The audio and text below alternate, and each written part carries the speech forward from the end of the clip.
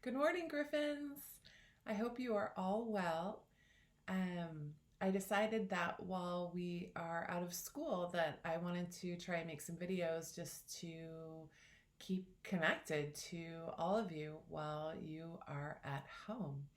Um, I did a video on Sunday, and because this technology is really new to me, it took me a long time to figure out how to load it onto YouTube, and I think it never actually really got published. So will be my official first video.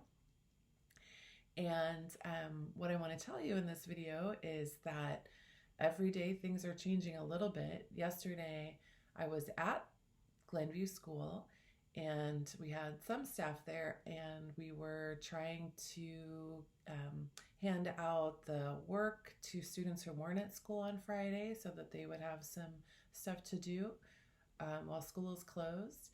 And I tried to make sure that teachers had been able to talk to everybody's parents, at least through a text or an email, and that they let me know what their plans were for keeping in touch with students and families.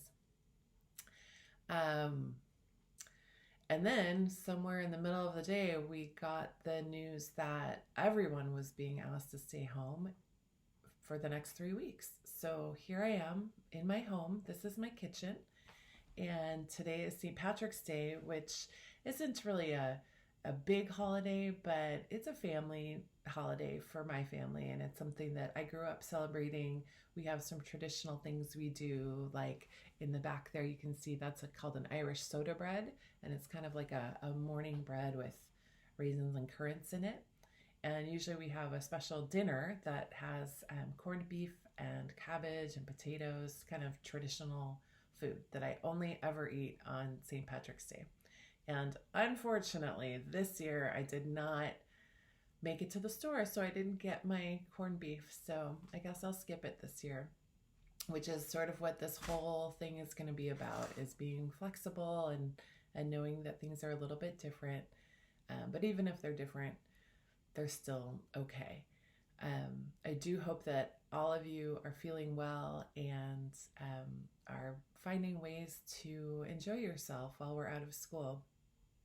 I imagine that there are a lot of tools that you're using during this strange time, and I have been really thinking about the patience tool and how important it is to be patient, not just with my family, who, we live in one small house, and we're together a whole lot now, but also just patient with the passage of time and waiting for things.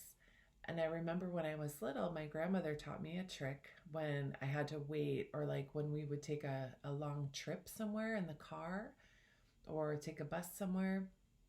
She taught me a trick that every 10 minutes, she gave me a piece of string, like a shoelace that was maybe this big, and she said, every 20 minutes, make a knot in the string.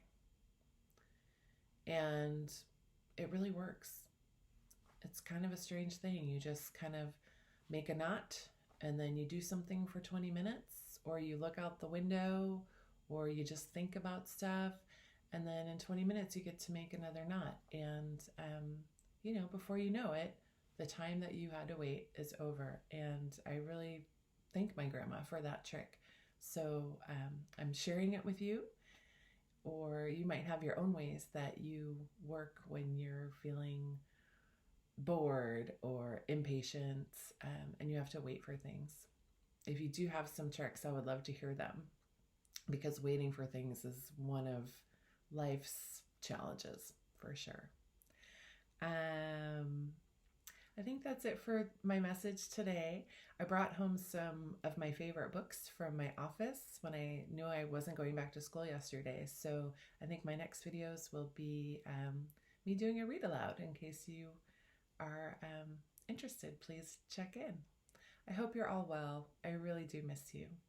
Happy St. Patrick's Day.